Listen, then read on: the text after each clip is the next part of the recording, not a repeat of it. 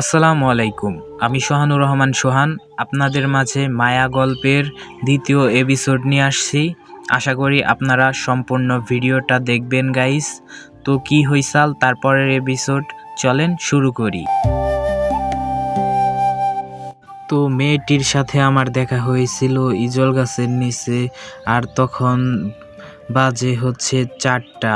তো এইভাবে 4-5 দিন যায়, আমিও বিকালে যে অপেক্ষা করি তার জন্য, সেও আসে। এইভাবে করতে করতে অনেক কথাবার্তা সম্পর্কে জড়ে ফেলি।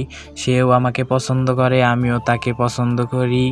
এরই মাঝে তার বড় ভাই এসে দেখে ফেলে আমাদের।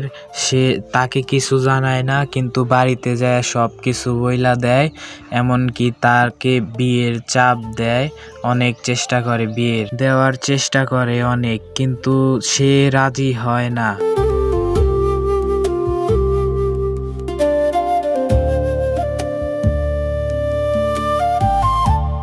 একদিন না 2 দিন, এখন বিকালে যাই, সেও আর আসে না। হঠাৎ করে আমার চিন্তা হলো যে কি সমস্যা হয়েছে তার।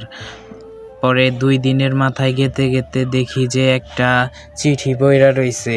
পরে চিঠিটা তুইলা দেখি, তো চিঠিতে লেখা যে আপনি যদি আমাকে পেতে চান তাহলে অমুক অমুক তারিখে তাড়াতাড়ি আমার সাথে দেখা করবেন। এমনকি আপনার সাথে আমি পালিয়ে যাব টাঙ্গাইল। আমাকে বলল আপনার হাতে সময় আছে আর মাত্র 2 দিন।